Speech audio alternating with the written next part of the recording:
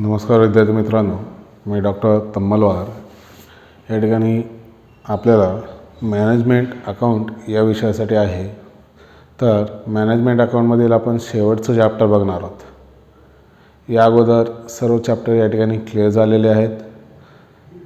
जर तुमच्या काही अडचणी असतील तर त्यावेळेस आपण रिपीट काही प्रॉब्लेम घेऊ प्रत्येक चॅप्टरची. तर या चॅप्टरचं नाव आपल्याला बजेट अँड बजेटरी कंट्रोल या पद्धतीनं आहे.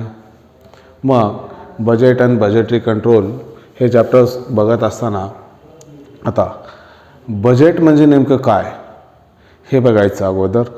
तर बजेटचं या ठिकाणी डेफिनेशन दिलं आहे. A budget is a comparison and coordinated plans expressed in a financial term for the operations and resource of a entire for same specific period in the future. म्हणजे या ठिकाणी ही व्याख्या जेम्स यांनी केलेली आहे. आता ही व्याख्या करत असताना त्यांनी सांगितलेलं आहे बजेट म्हणजे नेमकं काय.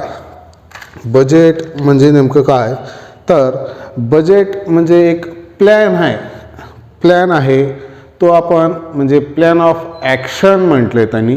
म्हणजे आपण कशा पद्धतीनं काम करायचं आहे हे बजेट ठरवत असतं. म्हणजे बजेट कशा पद्धतीनं आहे त्यानुसार आपला प्लॅन बनत असतो किंवा प्लॅननुसार या ठिकाणी बजेट बनत असतं असं म्हणता येतं. त्यासोबतच बजेट मीन्स कम्युनिकेशन तुमचं संभाषण देखील या ठिकाणी कशा पद्धतीचं असतं तर बजेटवर डिपेंडेड असतं, बजेटनुसार असतं असं आपल्याला म्हणता येतं. दे इंडिकेट्स बिझनेस पॉलिसी. तुमची जर बिझनेस पॉलिसी बघायचं झालं, एखाद्या व्यवसायाची बिझनेस पॉलिसी कशी आहे हे बघायचं झालं तर त्याचं बजेट किती आहे हे आपण आधी बघत असतो. बजेटनुसार तुमच्या जी पॉलिसी आहे तुमची बिझनेस पॉलिसी ते इंडिकेट करत असतं की बाबा नेमकं बिझनेस पॉलिसी कशी आहे, कशा पद्धतीनं आपल्याला व्यवसाय चालवायचा आहे किंवा आपल्या पॉलिसीचे नियम काय आहेत हे सर्व कशावर आधारित आहे तर बजेटवर आधारित आहे असं आपल्याला म्हणता येतं. दे सर्व ॲज डिक्लेरेशन ऑफ पॉलिसी. म्हणजे तुम्ही सर्व्हिस कशी देताय डिक्लेरेशन ऑफ पॉलिसी या पद्धतीनं आहे. द कंट्रोल टूल्स म्हणजे तुमचं पूर्ण व्यवसायावर कंट्रोल ठेवण्याचं एक टूल्स आहे असं देखील या ठिकाणी बजेटला म्हणता येतं. या पद्धतीनं आहे. त्यासोबतच they are instruction of marginal control किंवा मटेरियल कंट्रोल या पद्धतीनं. म्हणजे मटेरियलवर देखील या ठिकाणी तुम्हाला कंट्रोल ठेवायचा असेल तर या ठिकाणी बजेटवर डिपेंड आहे असं देखील म्हणता येतं. त्यासोबतच दे से डिफाईन्ड गोल्स म्हणजे तुमचे इन फ्युचर काय गोल आहेत किंवा ते कशा पद्धतीनं अचीव होतील हे कशावर डिपेंड आहे तर बजेटवर डिपेंड आहे असं आपल्याला म्हणता येतं. म्हणजे मागच्या वर्षी कशा पद्धतीनं सेल होता या पद्धतीनं या वर्षी कशा पद्धतीनं असला पाहिजे हे या ठिकाणी आधार घेतला जातो. इन फ्युचर आपल्याला ग्रोथ किती झालेली आहे हे देखील जाणून घेण्यासाठी बजेट हे खूप महत्त्वाचं आहे या पद्धतीनं. आता मग हे झालं बजेटबद्दल. आता बजेटरी कंट्रोल बघायचं आहे तर ते बजेटरी कंट्रोल या ठिकाणी काय सांगतं तर या ठिकाणी budgetary control is the planning in advance of the various function of business so that business as a whole can be controlled. म्हणजे बजेटरी कंट्रोल हे काय करत असतं त्या व्यवसायावर या ठिकाणी कंट्रोल ठेवत असतं. तुमचं प्लॅनिंगचा बजेटचं काय काम आहे प्लॅनिंग करणं, प्लॅनिंगनुसार या ठिकाणी तुमचा व्यवसाय करणं. तर प्लॅनमध्ये काय ॲडव्हान्स आहे, म्हणजे जास्तीत म्हणजे प्लॅनमध्ये तुम्हाला इनोव्हेशन करायचं आहे, नवीन काहीतरी करायचं आहे, तर बजेटरी कंट्रोल या ठिकाणी काम करत असतं असं आपल्याला म्हणता येतं. मग हे बजेटरी कंट्रोल या ठिकाणी त्याचे वेगवेगळे फंक्शन आहेत वगैरे वगैरे हे देखील म्हणता येतं.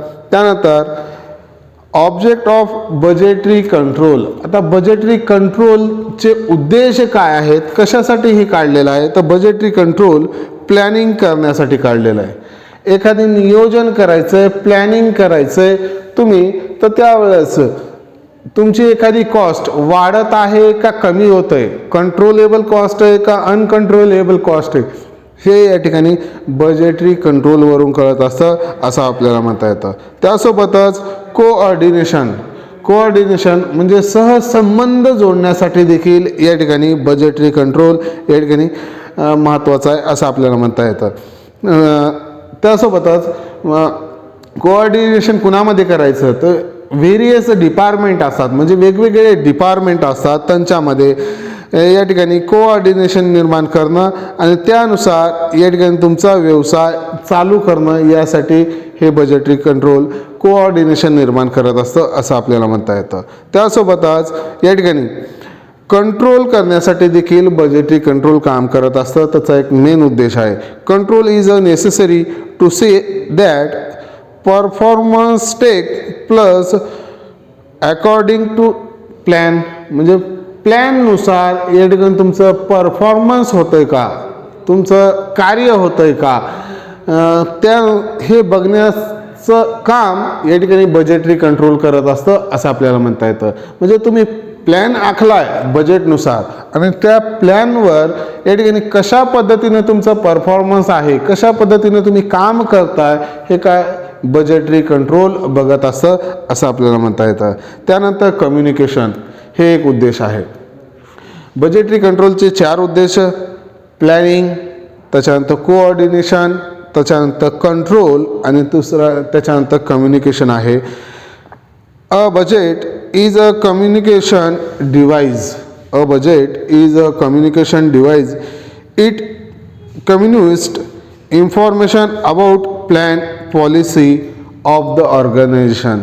म्हणजे तुमच्या ऑर्गनायझेशनला, संघटनला किंवा व्यवसायाला या ठिकाणी कम्युनिकेट करत असतं की सांगत असतं संदेशन, आपल्या व्यवसायाची पॉलिसी ही आहे, आपल्या व्यवसायाचे या ठिकाणी इन्फॉर्मेशन देत असतं, प्लॅन्स सांगत असतं आणि त्यानुसार व्यवसायाला किंवा व्यवसायातील कर्मचाऱ्यांना या ठिकाणी ते काय म्हणता येईल, प्रेरित करत असतं की काम करावे त्यांनी.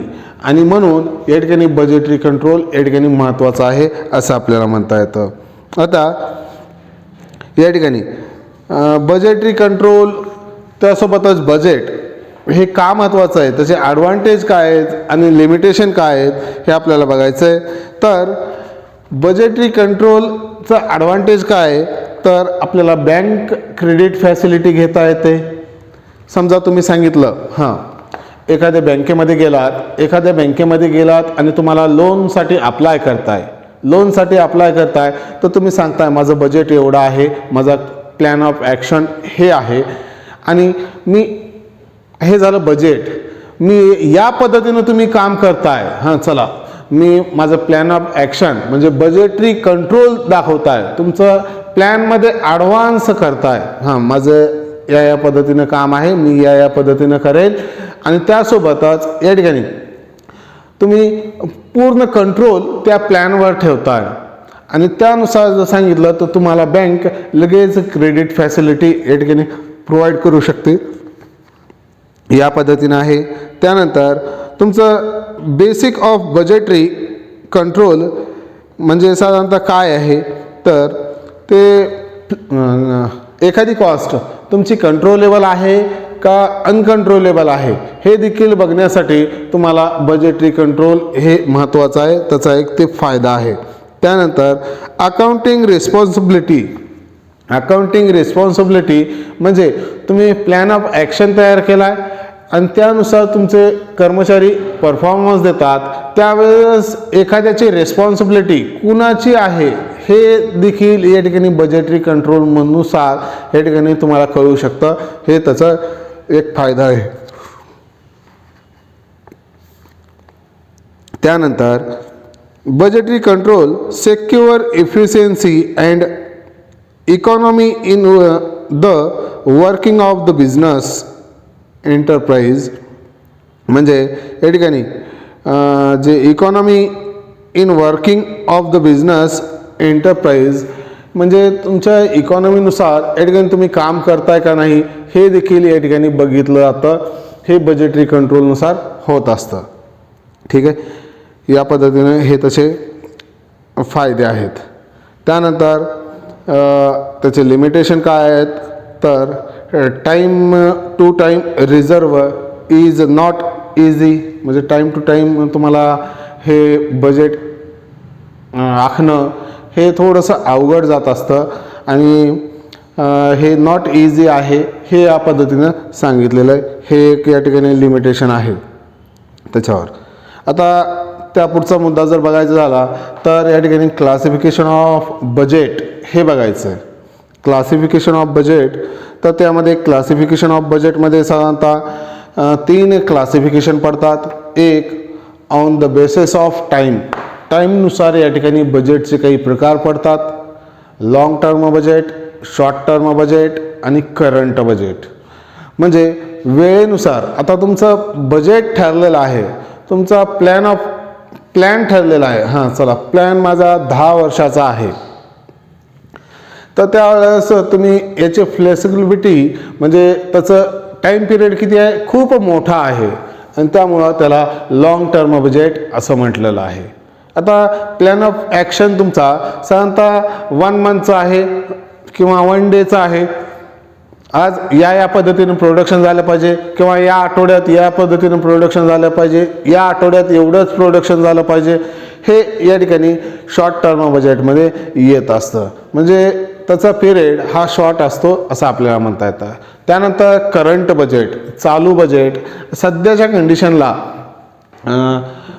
कशा पद्धतीनं तुमचा प्लॅन ऑफ ॲक्शन आहे तो या करंट बजेटमध्ये येत असतो असं आपल्याला म्हणता येतं. ठीक आहे, हे 3 बजेट टाईम बेसिसवर आहेत. त्यानंतर on the basis of flexibility, fixed budget. तुमच्या बजेटमध्ये कुठलंही चेंज नाही होणार. प्रत्येक या ठिकाणी म्हणजे समजा तुमचे कर्मचारी एक 5,000 कर्मचारी आहेत, त्यावरती तुम्हाला घ्यायचंही नाही आणि त्या खाली कमीही करायचं नाही या पद्धतीनं. किंवा समजा एखादी मशनरी आहे, ती मशनरी चालू करण्यासाठी अमुक एक खर्च येतो. आता तो खर्च या ठिकाणी समजा 10,000 रुपये आहे. समजा तो चालू करण्यासाठी किंवा पर डे या ठिकाणी 500 रुपये ती मशीन तुम्हाला फक्त चालू करायला लागतात. तर त्यावेळेस या ठिकाणी पूर्ण वर्षाचं तुम्ही बजेट काढताय, त्याचं 500 रुपये पर डे आहेत, 365 दिवसाचे किती होतात वगैरे वगैरे, ते फिक्स्ड बजेटमध्ये येत असतं असं आपल्याला म्हणता येतं. म्हणजे त्याच्यामध्ये नो चेंज. त्यानंतर फ्लेक्झिबल बजेट. मग फ्लेक्झिबल बजेट हे साधारणतः व्हेरिएबल कॉस्टशी संबंधित येतं, व्हेरिएबल एक्सपेन्सेसशी संबंधित येतं किंवा जे काही व्हेरिएबल खर्च आहेत, बदलते खर्च आहेत त्याच्याशी संबंधित येतं ते फ्लेक्झिबल बजेट. त्यानंतर मटेरियल बजेट आहे. हे देखील या ठिकाणी मटेरियलवर डिपेंड आहे. तुम्ही मटेरियल कुठून आणता, कशा पद्धतीनं आणता, त्याच्यामध्ये इनोव्हेशन करताय का, सर्च करताय का, रिसर्च करताय का, या गोष्टी या ठिकाणी मॅटर करत असतात असं आपल्याला म्हणता येतं. म्हणजे मटेरियल आणताय, समजा एका ठिकाणाहून मटेरियल आणताय आणि तुमचा व्यवसाय चालू करताय. तुम्ही त्या करत असताना तुम्ही ते मटेरियलला काही ऑप्शन निर्माण होऊ शकतं का, दुसरीकडून कुठं मिळू शकतं का आपल्याला, किंवा त्या मटेरियलमध्ये आपल्याला साधारणतः काय म्हणता येईल नवीन, चला आत्ता किती रुपये नगानं भेटतं, समजा आपल्याला 500 रुपये क्विंटल भेटतं कच्चं मटेरियल. आपण सर्च केलं पाहिजे आपल्या आजूबाजूला आणखीन कुठं भेटेल का, त्यासोबतच रिसर्च केलं पाहिजे. रिसर्च केलं पाहिजे की ते काय म्हणता येईल, त्याची कॉस्ट 500 रुपयापेक्षा कमी होईल का, किंवा हां चला तिथं 450ला भेटतं, मग 450ला भेटतं तर या ठिकाणी आपण ते आणण्यासाठी खर्च किती आहे वगैरे वगैरे हे या बजेटमध्ये या ठिकाणी येत असतं असं आपल्याला म्हणता येतं. हे झालं फ्लेक्झिबिलिटी वर बेसिसवर किंवा फ्लेक्झिबिलिटी बजेट आहे ते. त्यानंतर आहे on the basis of function budget. फंक्शननुसार देखील बजेट असतात, कार्यानुसार देखील बजेट असतात. त्यामध्ये सेल्स बजेट एक आहे, तुमची विक्री, या ठिकाणी व्यवसायाची विक्री या महिन्यामध्ये किती आहे, पुढच्या महिने किती राहिला पाहिजे किंवा किती होईल, त्यासोबतच या ठिकाणी मागच्या वर्षी किती होतं, या वर्षी किती आहे, हे या ठिकाणी सेल्स बजेटमध्ये येत असतं असं आपल्याला म्हणता येतं. मग सेल्स बजेटचं कशा पद्धतीनं काढलं तर काय नाही हे आपल्याला पुढं प्रॉब्लेममध्ये बघायचं आहे. त्यानंतर प्रोडक्शन बजेट आहे. प्रोडक्शन म्हणजे तुम्ही निर्माण करताय प्रोडक्शन, तर त्यावेळेस या ठिकाणी कशा पद्धतीनं तुम्ही एखादे प्रोडक्ट निर्माण करताय. आता ते प्रोडक्ट निर्माण करत असताना मटेरियल कुठून आणताय, लेबर किती वापरताय, त्यानंतर समजा ओव्हरहेड आहे, ओव्हरहेड किती वापरताय, या सर्व गोष्टी या ठिकाणी प्रोडक्शन बजेटमध्ये येत असतात. त्यानंतर आहे लेबर बजेट एक आहे.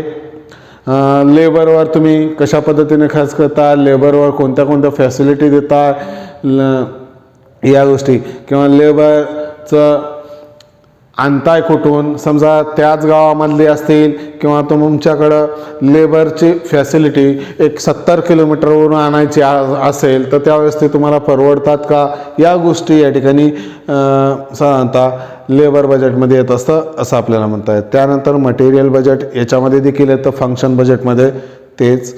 त्यानंतर ओव्हरहेड बजेट आहे खर्चाचं. त्यानंतर कॅश बजेट एक आहे. आता आपल्याला या चॅप्टरमध्ये फक्त 2च बजेट आहेत, एक सेल्स बजेट आणि दुसरं आहे प्रोडक्शन बजेट. हे 2च बजेट आपल्याला अभ्यासाला आहेत. बघा रे, budget means a plan of action या पद्धतीनं म्हणू शकता, किंवा बजेट या ठिकाणी तुमचं ठरतं की बजेट म्हणजे नेमकं काय, तर बजेट म्हणजे plan has been the primary function of management. आता मॅनेजमेंटचं प्रायमरी फंक्शन काय आहे तर प्लॅन ठरवणं, आणि most of planning relating to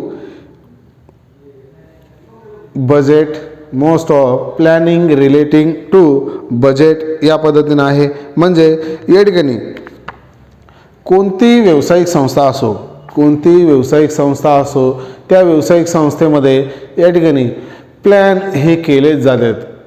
आणि प्लॅन करत असताना या ठिकाणी साधारणतः म्हणू शकता की तुम्ही कशा पद्धतीने काम केलं पाहिजे, प्रोडक्शन कशा पद्धतीने केले पाहिजे, वेगवेगळ्या गोष्टीचे या ठिकाणी प्लॅन होत असतात किंवा वेगवेगळ्या फंक्शननुसार या ठिकाणी प्लॅन होत असतात.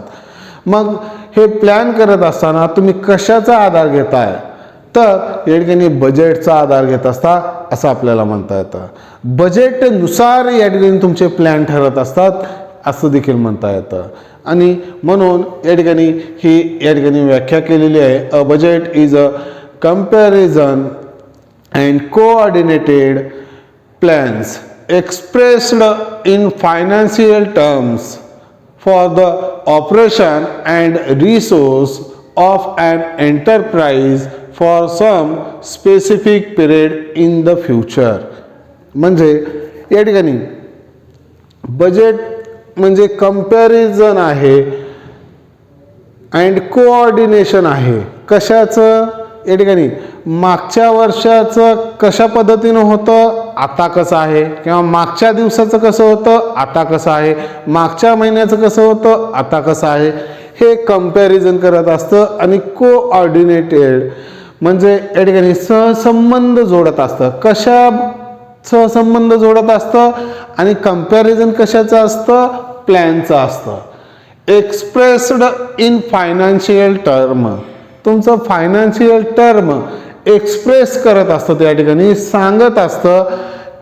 कोण सांगत असतं? बजेट सांगत असतं. For the operation and resource of and enterprise for some specific period in the future, म्हणजे पुढच्या साठी इन फ्युचर तुम्हाला कशा पद्धतीने कार्य करायचे आहेत हे कोण सांगत असतं? बजेट या ठिकाणी सांगत असतं. बजेटनुसार या ठिकाणी प्लॅन म्हणत असता आणि प्लॅननुसार तुम्ही या ठिकाणी काम करत असता. या पद्धतीनं हे आहे. बजेटरी कंट्रोल काय करत असतं? बजेटरी कंट्रोलचे ऑब्जेक्ट काय आहेत? प्लॅनिंग करणं आणि प्लॅनिंगमध्ये ॲडव्हान्स या ठिकाणी ॲडव्हान्स प्लॅनिंग करणं, नुसती प्लॅनिंग नाही, प्लॅनिंगमध्ये इनोव्हेशन तयार करणं, नवीन काय पद्धती आहेत हे बघणं किंवा वेगळं काहीतरी आपण ॲडव्हान्स करायचं जेणेकरून या ठिकाणी मार्केटमध्ये आपलं छाप पडली पाहिजे. या पद्धतीनं बजेटरी कंट्रोल काम करत असतं. त्यासोबतच कोऑर्डिनेशन ठेवत असतं. कशामध्ये कोऑर्डिनेशन ठेवत असतं? वेगवेगळ्या डिपार्टमेंटमध्ये कोऑर्डिनेशन ठेवत असतं. बजेटरी कंट्रोल म्हणजे आपण व्यवसाय करतोय तर फक्त या ठिकाणी त्या व्यवसायापुरतंच या ठिकाणी नाही, तर व्यवसाय करत असताना त्याच्यामध्ये वेगवेगळे डिपार्टमेंट पडतात. म्हणजे प्रोडक्शन झालं, त्यानंतर प्रोडक्शन झाल्याच्या नंतर तुम्ही सेलिंग डिपार्टमेंट एक असेल, त्याच्यानंतर ॲडमिनिस्ट्रेटिव्ह एक डिपार्टमेंट असेल, त्याच्यानंतर आणखीन समजा ॲडव्हर्टाइजमेंट करता तर ते ॲडव्हर्टाइजमेंटचं सेलिंगमध्येच येतं, पण ॲडव्हर्टाइजमेंटचं तुम्ही वेगळं डिपार्टमेंट ठेवू शकता. या पद्धतीनं आणि त्याच्यामध्ये कोऑर्डिनेशन करत असतं कोण? Budgetary control. म्हणजे बजेटरी कंट्रोल काय करतंय? आपल्या व्यवसायाचा प्लॅन ऑफ ॲक्शन सांगत असतं, तुम्हाला सहसंबंध जोडून देत असतं की हां हे डिपार्टमेंट आहे, हे आपलं प्लॅन आहे आणि या प्लॅननुसार तुम्हाला काम करायचं आहे. सहसंबंध कोण जोडून देतं? बजेटरी कंट्रोल या ठिकाणी जोडून देत असतं असं म्हणता येतं. त्यानंतर आहे कंट्रोल ठेवणं. प्लॅन ऑफ ॲक्शन कशा पद्धतीनं आहे? प्लॅननुसार तुम्ही काम करताय का? हे सर्व काम बजेटरी कंट्रोल करत असतं, कंट्रोल ठेवत असतं त्यांच्यावर. आणि कम्युनिकेशन म्हणजे तुमचं प्लॅन ऑफ ॲक्शन ही आहे आणि तुम्ही या पद्धतीनं काम करताय हे या ठिकाणी इंडिकेट कोण करत असतं? तर बजेटरी कंट्रोल करत असतं. बजेटरी कंट्रोल सांगत असतं किंवा वेगवेगळ्या डिपार्टमेंटला की आपल्या ऑर्गनायझेशनचा प्लॅन ही आहे, पॉलिसी ही आहे आणि त्या पॉलिसीनुसार तुम्ही काम करताय का, हे या ठिकाणी बजेटरी कंट्रोल सांगत असतं. आता या ठिकाणी बजेटचे काही प्रकार आहेत. ऑन द बेसिस ऑफ टाईमनुसार या ठिकाणी बजेट आहेत.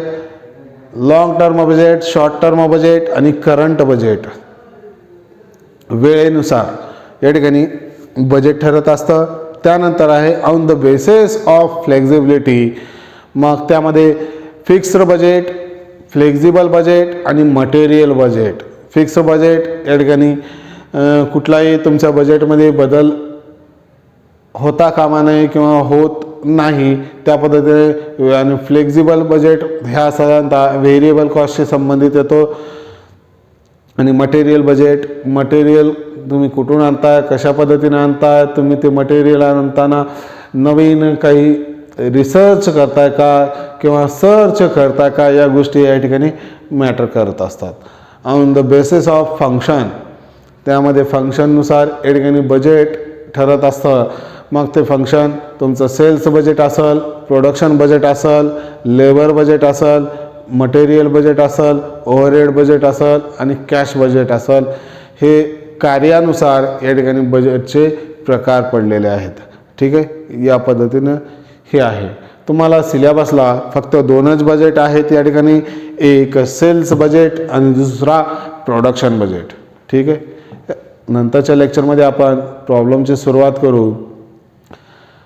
या पद्धतीनं या चॅप्टरची थेअरी आहे, ती थेअरी आपण बघितलेली आहे. तुम्हाला काही PDF फाईल देईल मी थेअरीची, ती थेअरी थोडंसं व्यवस्थित वाचायचं आणि सोडवण्याचा प्रयत्न करायचा.